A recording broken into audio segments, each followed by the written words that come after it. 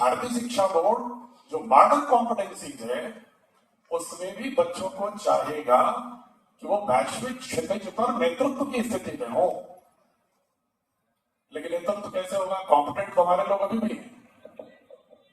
अब दुनिया के जितने भी बड़े जो डिजिटल प्लेटफॉर्म है, माइक्रोसॉफ्ट, अमेजॉन, गूगल, उसको कौन चला रहा है?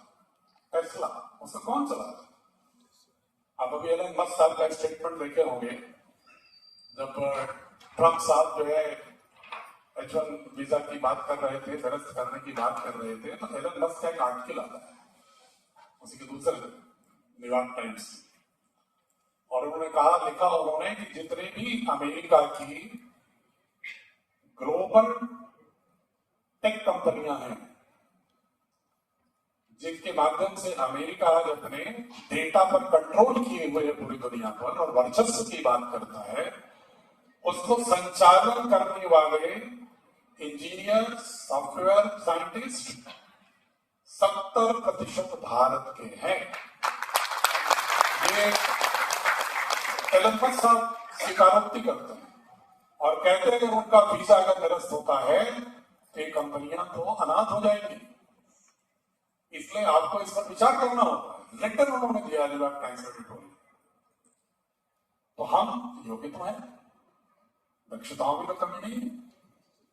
वो कॉम्पिटेंसी अगर भारत के बच्चों में इतनी प्रतिभा है, इस मिट्टी में, धरती में, मां भारती के जो भी बच्चे हैं वो हर क्षेत्र में प्रतिभावान हैं, आज भी हैं, लेकिन उनके अंदर एक चीज का अभाव है, कॉन्फिडेंस।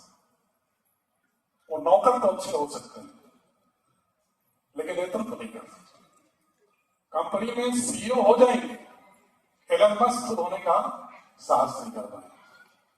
माइक्रोसॉफ्ट के सीईओ हो जाएंगे लेकिन उसका नेतृत्व करने का, एक नई कंपनी एंटरप्रेन्योरशिप खड़ी करने का साहस नहीं होता। क्यों?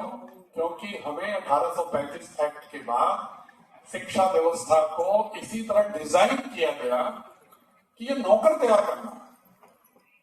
तो उनको नौकर चाहिए था, नौकर तैयार किया उन्होंने, तो उन्होंने सारी कॉम्पिटेंसीज तो रखी लेकिन ओरिएंटेशन ऐसा रखा और ऐसा एक एनवायरमेंट रखा कि आपको नौकर बनना है।